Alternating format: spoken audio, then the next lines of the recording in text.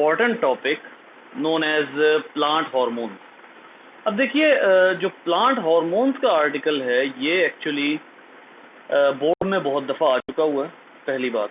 और दूसरी बात ये है कि इस आर्टिकल की जो ख़ास बात है वो ये है कि इस आर्टिकल में मतलब इसको मेमोराइज करना थोड़ा सा मुश्किल है। ये उन आर्टिकल्स में से है। इस आर्टिकल को मेमोराइज करना थोड़ा सा मुश्किल है, बल्कि इवन इसको मेमोराइज करने के लिए मैं आमतौर पे एक ट्रिक बताया करता हूँ कि इसको मेमोराइज करने की ट्रिक क्या है। तो वो मैं अभी आप लोगों को जैसे जैसे साथ साथ पढ़ाऊँगा मैं बताता रहूँगा। लेकिन ये है कि इस लिहाज से ये आर्टिकल थोड़ा सा डिफ़िकल्ट जो है वो आमतौर पर बच्चों के लिए साबित होता है।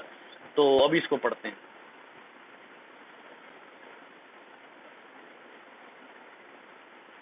जी बेटा, ये है प्लांट हार्मोन्स। और अच्छा जी, ये जो प्लांट हार्मोन्स का आर्टिकल है, सबसे पहले तो इसके बारे में ये कुछ बातें जो है वो जहन में रखिएगा। और वो क्या है कि हाउ हार्मोन्स वर्क। सबसे पहला सवाल जो पैदा होता है वो है हाउ हार्मोन्स वर्क। हार्मोन्स की वर्किंग कैसे होती है, हार्मोन्स कैसे काम करते हैं। ठीक है, इसके लिए जो है वो अब आप लोगों ने एक टर्म याद रखनी है, that is known as signal transduction. Signal transduction, signal transduction क्या होता है कि एक सेल से एक अदद केमिकल निकलता है जो दूसरे सेल को कोई भी वर्किंग करने के लिए एक्टिवेट करता है। फॉर एग्जांपल, आप कहते हैं कि जी यहाँ पे हमारे पास जो है वो कुछ एपिडर्मल सेल्स हैं और उन एपिडर्मल सेल्स के साथ यहाँ पे हमारे पास मौजूद हैं गार्ड सेल्स। गार्ड सेल्स मौजूद हैं, ठीक है। अभी जो गार्ड सेल्स मौजूद हैं और उसके नीचे आपके पास, आपको पता है कि पत्ते के अंदर मीजोफिल सेल्स मौजूद होते हैं, क्योंकि प्लांट्स की बात हो रही है लिहाजा मैं एग्जांपल प्लांट्स से दे रहा हूँ। फॉर एग्जांपल, स्टिमुलस क्या होता है कि एक लाइट जो है वो किस पर पड़ती है, गार्ड सेल्स के ऊपर पड़ती है। जब लाइट गार्ड सेल्स के ऊपर पड़ती है तो लाइट पड़ने के बाद क्या फिनोमिना होता है गार्ड सेल्स में, ये बात आप लोग भी कुछ कुछ गैस कर सकते हैं फर्स्ट ईयर से। और वो क्या है कि लाइट पड़ जाने के बाद जो गार्ड सेल होता है उसमें फोटोसिंथेसिस भी स्टार्ट होती है और उससे कुछ केमिकल्स बाहर निकलते हैं। खास तौर पे हाइड्रोजन आयन बाहर निकलते हैं गार्ड सेल से और पोटेशियम आयंस की इनटेक होती है। ठीक है, पोटेशियम आयन की इनटेक होती है, हाइड्रोजन आयंस बाहर निकलते हैं। ये हाइड्रोजन आयंस जो बाहर निकलते हैं, ये हाइड्रोजन आयंस दूसरे सेल्स के लिए, जो ये कौन से सेल्स हैं, ये सेल्स मैंने बनाए हैं मीजोफिल सेल्स। ये मीजोफिल सेल्स हैं। जब हाइड्रोजन आयंस एक दफ़ा गार्ड सेल से बाहर निकलते हैं तो ये सिग्नल होते हैं मीजोफिल सेल्स के लिए कि अब वर्किंग शुरू करनी है, सुबह हो गई है मामू। ठीक है, तो लाइट पड़ रही है लिहाजा फोटोसिंथेसिस शुरू करनी है। जस्ट लाइक दैट, एक एग्जांपल आपको मैं देता हूं कि प्लांट जो है उसमें एक सीड है, ठीक है, और उस सीड में से जो है वो एक अदद रूट भी निकल रही है और उसके साथ एक अदद शूट भी निकल रही है। अब ये जो रूट और शूट हैं, अगर रूट का कोई हार्मोन निकल के शूट के किसी जो है वो फंक्शन को एक्ट करता है, शूट का कोई हार्मोन निकल के रूट के किसी फंक्शन को कंट्रोल करता है, तो ये क्या हुआ है, दिस इज सिग्नल ट्रांसडक्शन। यानी किसी भी हार्मोन का एक सेल से निकलना और दूसरे सेल के लिए सिग्नल साबित होना क्या कहलाता है, सिग्नल ट्रांसडक्शन कहलाता है। ठीक है, इस बात को मैं फिर से रिपीट कर रहा हूं। एक हार्मोन अगर एक सेल से निकलता है, फॉर एग्जांपल ये एक सेल है, इससे एक हार्मोन निकला, 3-4 मॉलिक्यूल्स निकले, और ये दूसरा सेल है टारगेट सेल, जो जिस पे जाके रिसीव होना होता है वो टारगेट सेल होता है। ठीक है, यहां से हार्मोन निकलेंगे और डायरेक्ट जाके इस रिसेप्टर पर अटैच होंगे। जब ये रिसेप्टर पर अटैच होंगे तो यहां पर प्रोसेसिंग स्टार्ट हो जाएगी।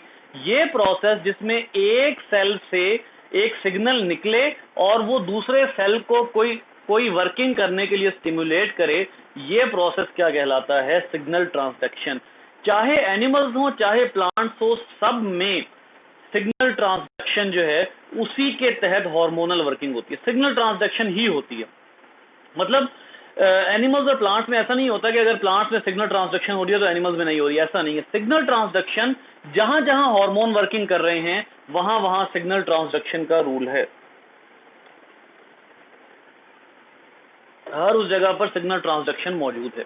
ठीक है, सो अभी हम जो है वो अब देखते हैं कि बेटा प्लांट हार्मोन्स जो हैं उनमें भी हर जगह पर, आपको मैंने अभी बताया कि जहां हार्मोन्स हैं वहां सिग्नल ट्रांसडक्शन होनी है। ठीक है, ये प्लांट हार्मोन भी उसी पर काम करते हैं, उसी रूल पर। लेकिन ये जो हार्मोन है ये 5 हार्मोन्स हैं। पहला हार्मोन है ऑक्सिन, या इसको हम इंडोल एसिटिक एसिड भी कहते हैं, ऑक्सिन या इंडोल एसिटिक एसिड। अब बेटा ये चंद एक आपके सामने 1 2 3 4 और नेक्स्ट पेज पर 5वां छठा 6 टोटल इस हार्मोन के फंक्शन लिखे हुए हैं। ये सारे के सारे इस हार्मोन के फंक्शंस हैं, मतलब ये हार्मोन ये फंक्शन करता है, ठीक है। अब ये जो फंक्शंस हैं ये आपने याद करने होते हैं ताकि जो हार्मोन है वो आप लोगों को याद हो सके। अब इसके लिए मैं आपको पहली ट्रिक बताता हूं, और वो क्या है कि पहले 2 हार्मोन्स में से पहला हार्मोन है ऑक्सिन और दूसरा हार्मोन है जिब्रेलिन, GIBRELLINS, जिब्रेलिन। ये जो ऑक्सिन और जिब्रेलिन है ना, इन दोनों के फंक्शन सेम टू सेम है। मतलब याद करने के लिए अगर आप गलती से ऑक्सिन का फंक्शन जिब्रेलिन में और जिब्रेलिन का फंक्शन ऑक्सिन में लिख देते हैं तो इसमें कोई हर्ज नहीं है, ये इस कदर दोनों सिमिलर होते हैं। तो इस लिहाज से अगर आप देखते हैं तो पहले 2 हार्मोन याद करना कोई मुश्किल नहीं है। आखिरी 3 की ट्रिक जो है वो देख लेंगे, वो जब उनको हम पढ़ने लगेंगे। पहले तो हम पहले 2 जो हैं इनको अच्छे तरीके से जो है वो पढ़ लेते हैं कि इनमें क्या ऐसी ट्रिक है जो हम लगा सकते हैं कि ये हार्मोन हमें आराम से याद हो जाए। तो जी अब आते हैं पहले फंक्शन की तरफ। पहला फंक्शन है इन स्टेम। याद रखिए कुछ हार्मोन ऐसे हैं जिनका स्टेम में फंक्शन डिफरेंट है, वही हार्मोन जब रूट में जाता है तो उसका फंक्शन डिफरेंट है। दोबारा बता रहा हूं मैं आपको, एक हार्मोन स्टेम में होता है तो उसके फंक्शंस डिफरेंट होते हैं, रूट में जाता है तो उसके फंक्शन डिफरेंट होते हैं। तो ऑक्सिन जो है ये स्टेम में क्या कर रहा है, ऑक्सिन स्टेम में सेल एनलार्जमेंट करता है। सेल एनलार्जमेंट का क्या मतलब है, ये ग्रोथ करवा रहा है। सेल एनलार्जमेंट का मतलब है कि ये स्टेम में ग्रोथ करवाता है। Promote cell division in cambium, मतलब जितने भी कैम्बियम हैं जहां जहां स्टेम सेल मौजूद हैं वहां पर इसने सेल डिवीजन करवानी है, वहां पर इसने ग्रोथ करवानी है। कहां पर, स्टेम के अंदर, ठीक है। अच्छा जी, एपेक्स क्या होती है, अब आइए इस बात को समझ लेते हैं। बेटा जो प्लांट होता है, किसी भी पॉट में अगर आपके पास एक प्लांट मौजूद है तो उसकी जो एपेक्स है वो कौन सी है, सबसे पहले ये बात समझना ज़रूरी है। बेटा जो एपेक्स होती है वो उस प्लांट की टिप होती है। हम थोड़ा सा इसको सोफिस्टिकेटेडली ड्रॉ कर लेते हैं।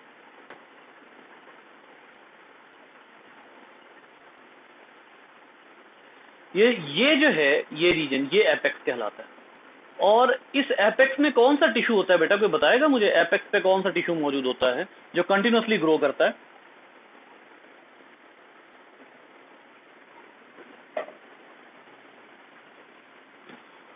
हाँ भाई, एपेक्स पे जो टिश्यू होता है जो कंटिन्यू, जी बिल्कुल, मेरिस्टेमेटिक टिश्यू, वो टिश्यू कहलाता है मेरिस्टेमेटिक टिश्यू। ये मेरिस्टेमेटिक टिश्यू जो है ये कंटिन्यूसली ग्रो करता है और प्लांट को लेंथ की तरफ बढ़ाता है, ठीक है। और प्लांट की जब लेंथ बढ़ती है तो उस ग्रोथ को हम कहते हैं प्राइमरी ग्रोथ, और जब प्लांट विड्थ में बढ़ता है तो उसको हम सेकेंडरी ग्रोथ कहते हैं, ठीक है। ये भी आगे बातें आएंगी। ये आपने बेटा ये टर्म आपने याद रखनी है, ये टर्म नहीं आपने भूलनी, प्राइमरी और सेकेंडरी ग्रोथ की टर्म आपने नहीं भूलनी। वाई, बिकॉज ये मुस्तकिल आगे यूज होनी है अब, ठीक है। सो हमने क्या कहा कि ऑक्सिन एक्शन करता है बिहाइंड एपेक्स। एपेक्स से थोड़े पहले के रीजन में ऑक्सिन जो है वो एक्शन करता है और यहाँ पर जो है वो एनलार्जमेंट करवाता है सेल्स की। एनलार्जमेंट का क्या मतलब है, ग्रोथ करवा रहा है, प्लांट जो है वो ग्रो कर रहा है, और इसी तरीके से साथ साथ सेल डिवीजन भी करवाता है।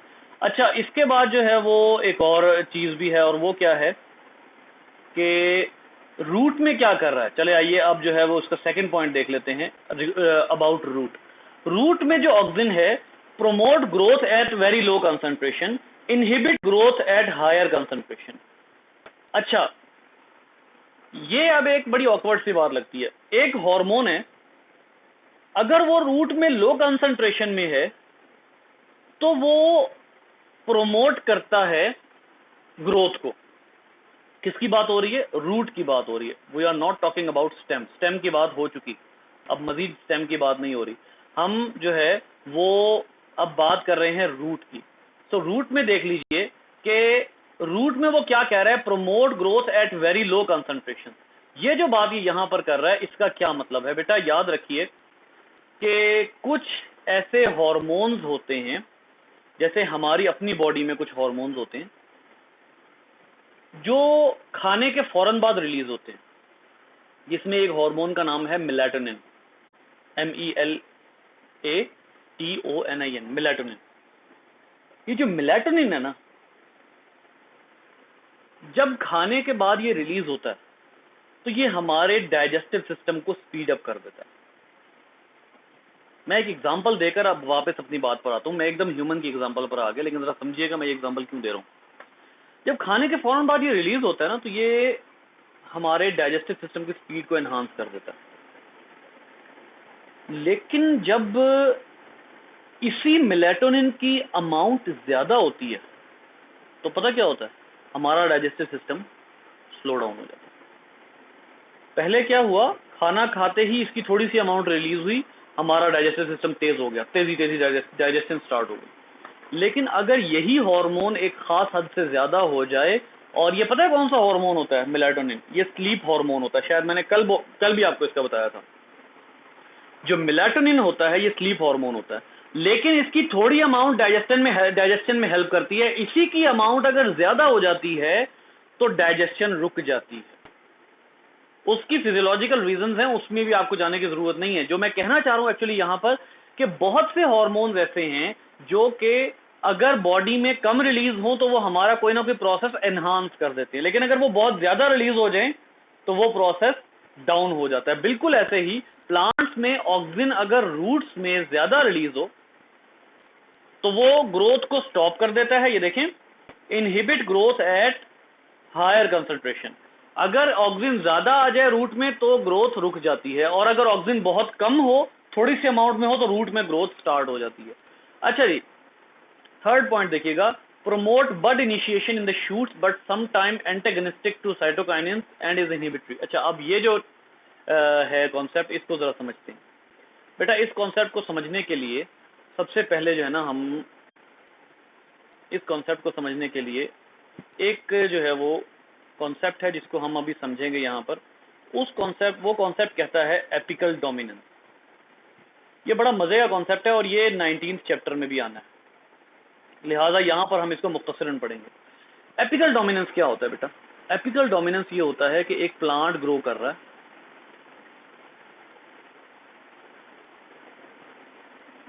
एक प्लांट ने ग्रोथ स्टार्ट की, लेकिन there is a difference between growth of apex and lateral side. ये लेटरल साइड है, ठीक है, ये लेटरल साइड है और ये एपेक्स है। फर्क क्या आ रहा है?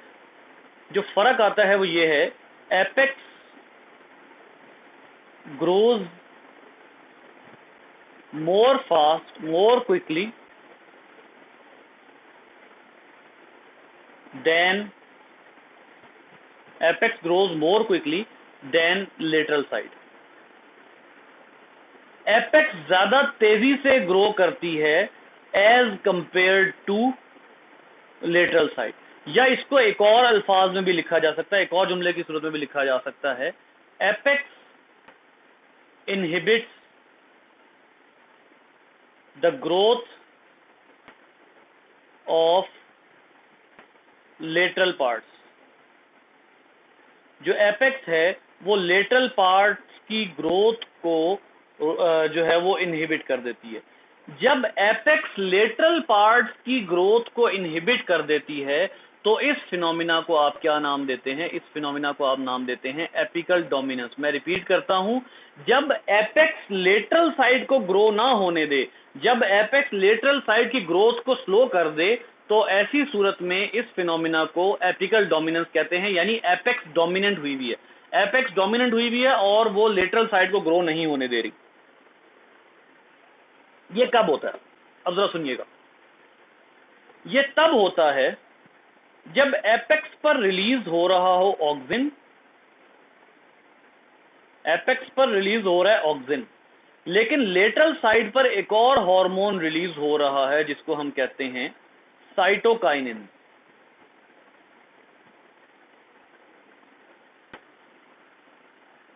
अब जरा एक जुमला सुनिएगा, ऑक्सिन एंटागनाइज द साइटोकाइनिन। जो ऑक्सिन है वो साइटोकाइनिन को क्या कर देता है, एंटागनाइज कर देता है। इसका क्या मतलब हुआ, अब जरा सुने। अगर किसी जगह साइटोकाइनिन ग्रोथ करवा रहा है तो ऑक्सिन जाकर उसकी ग्रोथ को इनहिबिट करा देगा। बात कौन सा हार्मोन, हमने अभी आज कौन सा हार्मोन स्टार्ट किया है, ऑक्सिन स्टार्ट किया है ना। अगर किसी जगह पर साइटोकाइनिन ग्रोथ करवा रहा है तो ऑक्सिन उसी पॉइंट पर जाकर ग्रोथ को इनहिबिट करवा देगा। इसका क्या मतलब है, जिस जगह पर साइटोकाइनिन मौजूद है ऑक्सिन आकर उसके ऑपोजिट वर्किंग करेगा। मतलब अगर साइटोकाइनिन ग्रोथ करवा रहा है तो उसको इनहिबिट कर देगा, और अगर साइटोकाइनिन ग्रोथ को रोक रहा है तो ऑक्सिन उस ग्रोथ को स्टार्ट करवा देगा। यहां पर देखिए सेंटेंस क्या लिखा हुआ है बेटा, सेंटेंस लिखा हुआ है promote bud initiation in the shoots. Bud से क्या निकलता है जी, बड से क्या निकलता है, बड से या ब्रांचेस निकलती हैं या पत्ता निकलता है लीव्स, या फ्लावर निकलता है। Branches, leaves, flower. अगर साइटोकाइनिन नहीं होगा, साइटोकाइनिन एक और हार्मोन है, अगर साइटोकाइनिन नहीं होगा तो ऑक्सिन बड को इनिशिएट करवाएगा। इनिशिएट करवाने का क्या मतलब है, बड को ग्रो करवाएगा। बड जो है उसकी फेवर में वर्किंग करेगा अगर साइटोकाइनिन नहीं होगा। अगर साइटोकाइनिन मौजूद है, अगर साइटोकाइनिन मौजूद है तो ऑक्सिन उसी जगह जाकर, साइटोकाइनिन अगर बड को इनिशिएट कर रहा है तो ऑक्सिन उसी जगह जाकर बड की ग्रोथ को रोक देगा। इस सेंटेंस को दोबारा पढ़िए, प्रोमोट्स बड इनिशिएशन इन शूट्स। शूट्स में बड की इनिशिएशन को प्रोमोट करता है ऑक्सिन, लेकिन जिस जगह साइटोकाइनिन मौजूद है, एक और हार्मोन है साइटोकाइनिन, जिस जगह साइटोकाइनिन मौजूद है ऑक्सिन उसके अगेंस्ट वर्किंग करेगा, और अगर साइटोकाइनिन बड की फेवर में वर्किंग कर रहा है तो ऑक्सिन उसके ऑपोजिट वर्किंग करके बड को क्लोज करा दे। क्लियर है बेटा, ये पॉइंट जरा बताइएगा, ये पॉइंट क्लियर हुआ? सर आप कुछ कहने लगी थी मुझे लग रहा।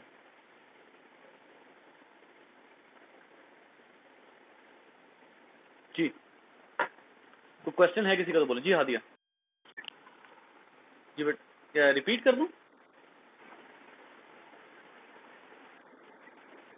मैं रिपीट कर दूं बेटा।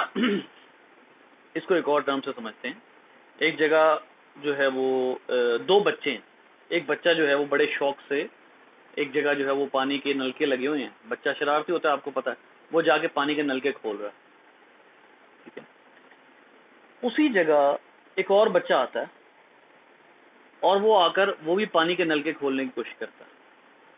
जो पहला बच्चा है वो देखता है कि ये दूसरा बच्चा मेरी तरह की हरकत कर रहा है, तो वो क्या करना शुरू कर देता है, वो बजाय टूटी, पहले जो टूटियां वो खोल रहा था अब वो बंद करना शुरू कर देता है। ऑक्सिन और साइटोकाइनिन दो बच्चे हैं, या इसको एग्जांपल ले लें कि एक बच्चा जो है वो खिलौना बना रहा है, दूसरा बच्चा जो है वो उस खिलौने को तोड़ रहा है, ठीक है। एक कोशिश कर रहा है कि मैं बनाऊं, दूसरा आता है वो उसको तोड़ देता है। जबकि दोनों को अकेले अकेले करने दिया जाए तो दोनों बना रहे होते हैं, लेकिन जब दोनों इकट्ठे बैठते हैं तो एक बना रहा होता है दूसरा तोड़ रहा होता है। ये ऑक्सिन और साइटोकाइनिन दो बच्चे हैं। एक बच्चा चाह रहा है यानी साइटोकाइनिन कि वो बड को ग्रो करवाए। ऑक्सिन, अगर साइटोकाइनिन की प्रेजेंस में ऑक्सिन आ जाता है यानी ऑक्सिन नामी बच्चा आ जाता है तो वो साइटोकाइनिन की वर्किंग को एंटागनाइज करता है और बड को ओपन नहीं होने देता। जबकि अगर उसी जगह पर साइटोकाइनिन ना हो तो ऑक्सिन अकेला काम करता है। अच्छा इस बात को ना जरा इजी कर लेते हैं। याद रखिए ऑक्सिन के ये जो 6 फंक्शन लिखे हुए ना यहाँ पे, ये जरूरी नहीं है कि 6 के 6 एक ही प्लांट में फॉलो हो। ऐसा हो सकता है कि ऑक्सिन एक प्लांट में बड को प्रोमोट करता हो, दूसरे प्लांट में दूसरी स्पीशीज में बड को क्लोज कर देता हो। ये बिल्कुल पॉसिबिलिटी है। ये 6 फंक्शन किसी ऑक्सिन, ये 6 के 6 फंक्शन सारे प्लांट्स में नहीं करता। ऑक्सिन जो 6 फंक्शन करता है वो लिखे हुए हैं, लेकिन ये 6 के 6 फंक्शन हर प्लांट में नहीं होने। कि भाई अगर एक प्लांट में ऑक्सिन है, वो रूट को भी ग्रो, वो शूट को भी ग्रो कराता है और वो बड को भी ग्रो कराता है, ठीक है। अब वो एक प्लांट में दोनों काम कर रहा है। दूसरी स्पीशीज है, वो रूट की टिप पे ऑक्सिन को रिलीज करती है, लेटरल साइड पे साइटोकाइनिन्स को रिलीज करती है। अब ऐसी सूरत में क्या होगा, ऑक्सिन साइटोकाइनिन्स को एंटेगनाइज कर देगा। याद रखिए, एक स्पीशीज में अगर ऑक्सिन एक काम कर रहा है तो हरगिज जरूरी नहीं है कि दूसरी स्पीशीज में ऑक्सिन एग्जैक्टली वही काम करे, बल्कि हो सकता है कोई दूसरा फंक्शन परफॉर्म कर रहा हो। जिस तरह मैंने आपको अभी बताया, अगर एक स्पीशीज में ऑक्सिन अकेला है तो वो शूट को भी ग्रो करेगा और वो लेटरल साइड को भी ग्रो करेगा, वो एपेक्स को भी ग्रो करेगा, लेटरल साइड को भी ग्रो करेगा। लेकिन दूसरी स्पीशीज में वही ऑक्सिन सिर्फ एपेक्स को ग्रो करता है, लेटरल साइड को ग्रो नहीं कर रहा, क्योंकि उस स्पीशीज में क्या मौजूद है, लेटरल साइड पे साइटोकाइनिन मौजूद है। तो इसीलिए मैं बार बार रिपीट कर रहा हूं, थर्ड टाइम रिपीट कर रहा हूं अपनी ये बात, कि ऑक्सिन के ये सारे फंक्शन हर प्लांट में होना जरूरी नहीं है। हो सकता है एक फंक्शन एक प्लांट में हो रहा हो, दूसरा फंक्शन दूसरे में हो रहा हो, तीसरा फंक्शन फिर पहले वाले में हो रहा हो, तो ये वेरी करते हैं। ये जनरल फंक्शंस हैं ऑक्सिन के। समझ आ रही बात मेरी? ये बात समझना जरूरी है। ये 6 के 6 फंक्शन 24/7 100% स्पीशीज में ऑक्सिन नहीं करते। एक स्पीशीज में एक फंक्शन है तो दूसरी स्पीशीज में वो फंक्शन नहीं, कोई दूसरा फंक्शन है। तो जो एपिकल डोमिनेंस है, एपिकल डोमिनेंस है यानी टिप का ग्रो होना और लेटरल साइड का ग्रो ना होना, एपिकल डोमिनेंस सारे प्लांट्स में नहीं होती। क्यों नहीं होती? कुछ प्लांट्स में ऑक्सिन अकेला होता है, और हमने अभी क्या पढ़ा, ऑक्सिन अगर अकेला हो तो वो शूट और बड को ग्रो करवाता है। कुछ प्लांट्स ऐसे हैं जिसमें ऑक्सिन अकेला नहीं होता, साइटोकाइनिन्स भी होता है। वहां ऑक्सिन साइटोकाइनिन्स को क्या करता है, अपोज कर देता है, ठीक है। तो स्पीशीज टू स्पीशीज वेरी करेगा। जी बेटा, अब बताइए कोई और क्वेश्चन इस बारे में? हादिया बेटा, समझ आया ये?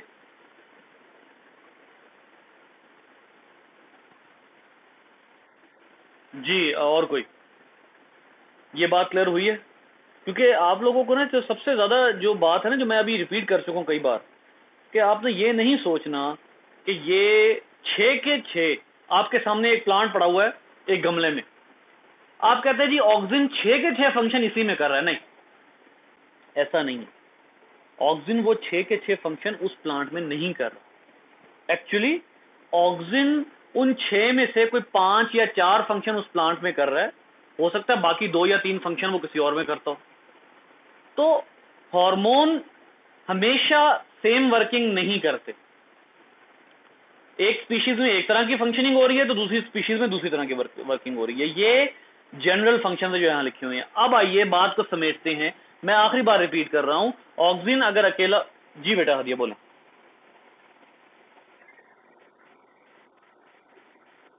वो ऑक्सिन करवाएगा, वो ग्रो करवाएगा, प्रोमोट करवाएगा। बेसिकली देखें, साइटोकाइनिन्स के होने की वजह क्या है। कुछ स्पीशीज ऐसी होती हैं जो बकायदा इस प्रोग्राम के तहत चलती हैं कि उनकी एपेक्स तेज ग्रो हो और उनकी लेटरल साइड स्लो ग्रोथ करे। उनका जेनेटिक प्रोग्राम का सेटअप ही ऐसा होता है। अब ऐसी सूरत में क्या होगा कि जिस जिस टाइम वो एपेक्स को ग्रो कर रहे होंगे, उस टाइम पर जो लेटरल साइड पे साइटोकाइनिन्स होगा, उसकी वजह से साइड्स की ग्रोथ आहिस्ता हो जाएगी, एपेक्स तेज ग्रो करेगी। इसकी मिसाल आपको देता हूं। एक प्लांट है, वो इतना लंबा सारा ग्रो हो चुका है, उसकी एपेक्स से हमेशा, अच्छा एक और बात याद रखें, ऑक्सिन जो है वो मेरिस्टेमेटिक टिश्यू रिलीज करते हैं, और मेरिस्टेमेटिक कहां पर है, एपेक्स पे, ठीक है। ऑक्सिन यहां से रिलीज हो रहा है। अब जब ऑक्सिन यहां से रिलीज हो रहा है ना टिप से, तो वो अपने इर्द गिर्द जो वो है बड हैं उनको ग्रो नहीं होने देगा। लेकिन जो बड इधर नीचे करके है ना, ऑक्सिन कहां से रिलीज हो रहा है, टिप से। जो बड नीचे करके है ना, इधर है, इस साइड पर है, फिर इस साइड पर है, ये ग्रो करेंगे। क्यों करेंगे भला? क्योंकि ऑक्सिन इन तक पहुंच ही नहीं रहा। ऑक्सिन ने जो साइटोकाइनिन्स को लेटरल साइड को अपोज करना है वो सिर्फ कहाँ करना है, एपेक्स के आसपास। अगर ये एपेक्स है तो इसके यहां से कोई ब्रांच नहीं निकलेगी, यहां से कोई ब्रांच नहीं निकलेगी, कोई बड नहीं निकलेगा यहां से। लेकिन इसका मतलब ये नहीं है कि अगर ऑक्सीजन यहां से रिलीज हो रहा है तो वो यहां की ग्रोथ को भी रोक देगा, नीचे भी, नीचे ग्रोथ होगी, टिप पे ग्रोथ नहीं होगी। एपिकल डोमिनेंस का मतलब ये होता है, ऑक्सीजन के ओपोज करने का मकसद ये होता है कि टिप फास्ट ग्रो करे, नीचे वाली ब्रांचेस स्लो ग्रो करे। और ये बात आपने अक्सर देखी होगी कि बहुत से ऐसे प्लांट्स हैं, दरख्तों को छोड़ दें, दरख्तों में ऐसा नहीं होता, दरख्तों में ऐसा नहीं होता, ठीक है। लेकिन उसके अलावा आप देखिए बहुत से ऐसे प्लांट्स हैं जिनमें एपेक्स पहले ग्रो करती है, ब्रांचेस बाद में निकलती हैं। क्यों? क्योंकि उन प्लांट्स में ऑक्सिन एपेक्स के पास बड्स को ग्रो नहीं होने देता, लेकिन जो बड जितना दूर होता जाएगा एपेक्स से वो ग्रो होता जाएगा।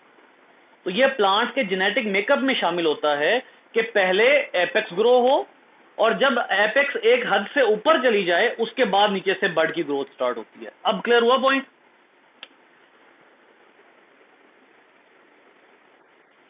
एपेक्स जो है ना, देखें, एपेक्स कह रहा हूं, साइटोकाइनिन, साइटोकाइनिन जो है वो लेटरल साइड के लिए जरूरी है, ठीक है। अगर मैं इस जगह पर ऑक्सीजन रिलीज करवा रहा हूं और इसको ग्रो करवा रहा हूं टिप को, तो ये सिर्फ एपेक्स के लिए ऑक्सीजन, साइड्स के लिए मैंने रखा हुआ है साइटोकाइनिन। लेकिन वो किस टाइम ग्रो होगा? जब ये एपेक्स नीचे वाले बड से, फर्ज करें ये बड है, एपेक्स जब नीचे वाले बड से एक खास हद तक ऊपर चली जाएगी तो नीचे वाले बड में कौन फंक्शनिंग शुरू कर देगा? साइटोकाइनिन। इसका मतलब है प्लांट ने ये प्रोग्राम किया हुआ है कि पहले एपेक्स ग्रो हो फिर बड ग्रो। जी बेटा, और कोई सवाल?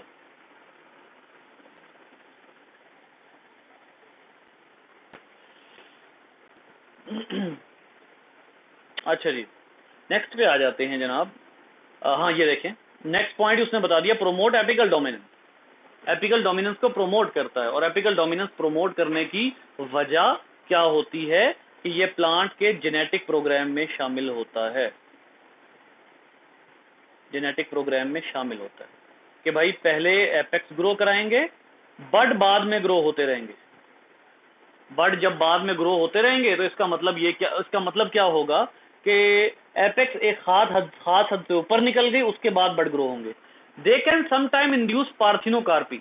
अच्छा, ये बड़ा मजे का, पार्थिनोकार्पी क्या होता है? और आप लोगों में से बहुत सौ के ज़हनों में शायद ये आ भी गया हो कि पार्थिनोकार्पी आप लोगों ने 10th में पढ़ा था, लेकिन 10th जो है वो तो अरसा हो गया पढ़े हुए, कई साल बीत गए हैं, हालांकि अभी अभी सिर्फ एक साल बीता है।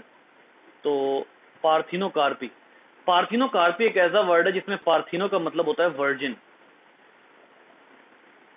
और ये virgin actually absence of sperm, इससे मुराद होती है एब्सेंस ऑफ स्पर्म। याद रखिए कि जब कोई भी प्लांट, चले मैं पहले इसका वर्ड का मतलब समझा देता हूँ। वर्जिन, पार्थिनो मतलब वर्जिन, और कार्प का मतलब होता है फ्रूट, ठीक है।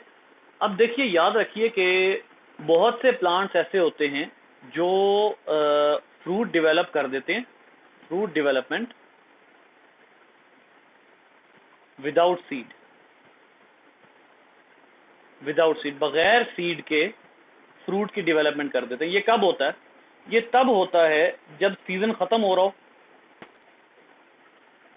जब सीजन खत्म हो रहा हो और सीजन खत्म होने के टाइम पर प्लांट की फर्टिलाइजेशन ना हुई हो। सीजन खत्म हो रहा है, प्लांट की फर्टिलाइजेशन नहीं हुई, ऐसे मौके पे प्लांट स्पर्म का वेट नहीं करता, बल्कि बगैर स्पर्म का वेट किए अपना फल प्रोड्यूस करना शुरू करता है। आपको पता है आमतौर पर फल कब प्रोड्यूस होता है? फल तब प्रोड्यूस होता है जब स्पर्म एग तक पहुंच के उसको फर्टिलाइज कर देता है, तब फल प्रोड्यूस होना शुरू होता है। 18वें चैप्टर में आपने एक टॉपिक पढ़ना है, फ्रूट सेटिंग, ठीक है। फ्रूट सेट का मतलब ये होता है कि now the fruit is set towards ripening, fruit पकने की तरफ चलना स्टार्ट हो गया है, ये फ्रूट सेट होता है। तो फ्रूट सेटिंग कब स्टार्ट होती है? आमतौर पर जब फर्टिलाइजेशन हो जाती है।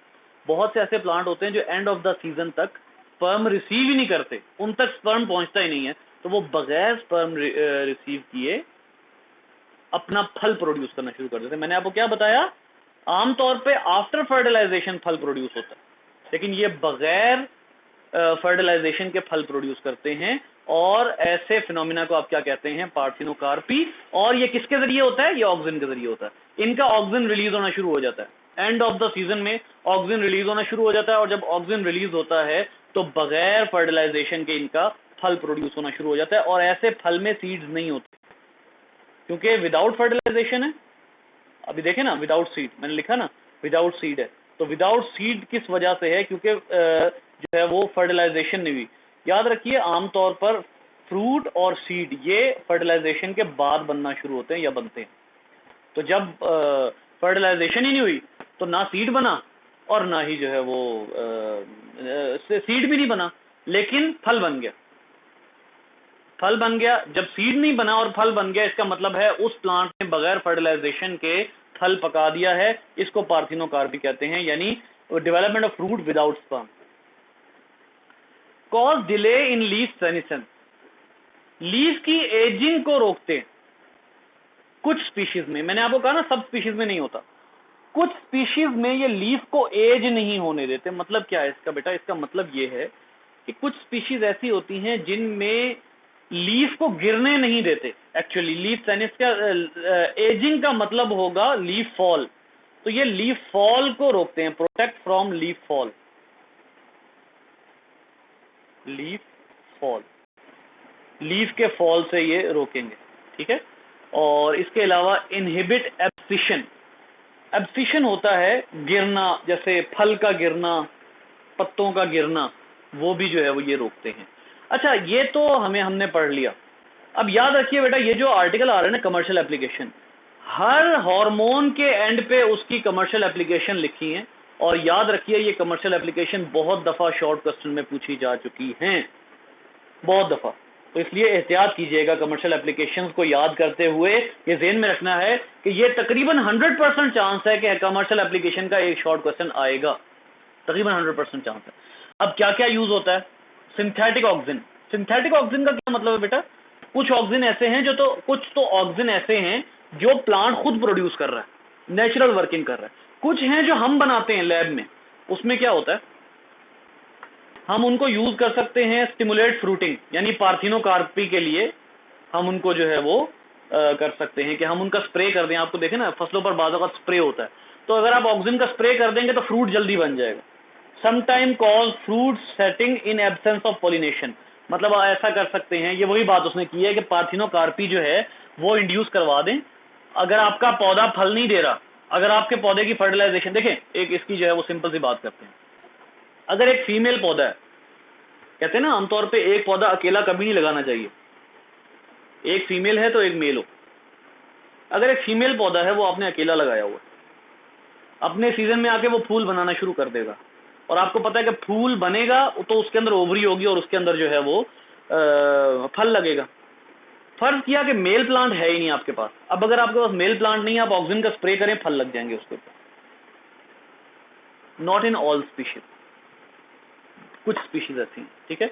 इसके अलावा देख लेते हैं 2,4-D selective weed killer. Oxygen को हम क्या किस लिहाज से यूज कर सकते हैं बेटा, वीड्स क्या होती हैं, आमतौर पे जिस जगह पर ग्रो हुआ हुआ होता है प्लांट, जिस जगह दरख्त ग्रो हुआ हुआ होता है, उसके नीचे छोटे छोटे खुदरौ पौधे होते हैं जो कि उस प्लांट का फूड ले रहे होते हैं। उस प्लांट के हिस्से का वाटर, उस प्लांट के हिस्से के मिनरल्स ये खुदरौ पौधे खाना शुरू कर देते हैं। तो अब ऐसी सूरत में क्या किया जाता है कि आप 2,4-D, ये यहाँ लिखा हुआ है, इसका स्प्रे कर देते हैं।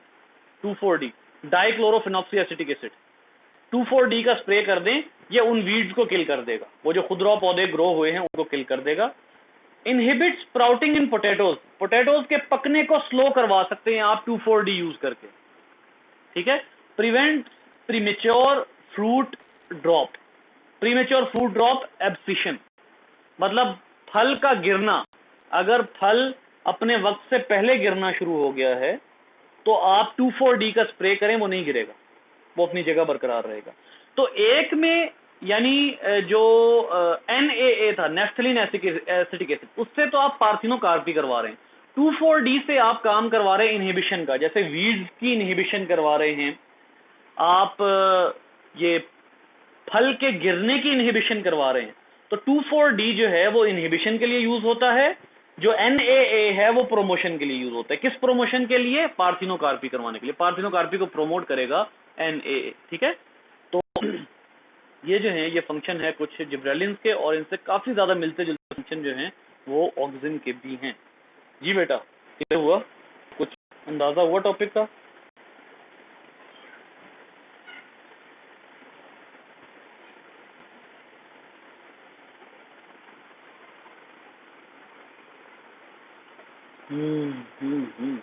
हाँ जी बेटा, और बोलो तो सही।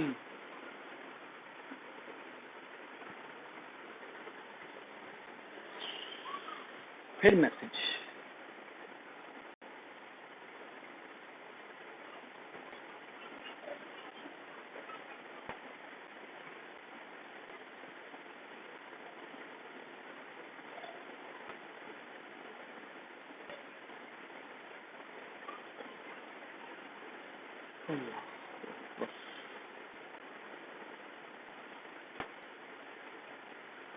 आयशा सज्जाद, जी सर। जी बेटा, कोई क्वेश्चन?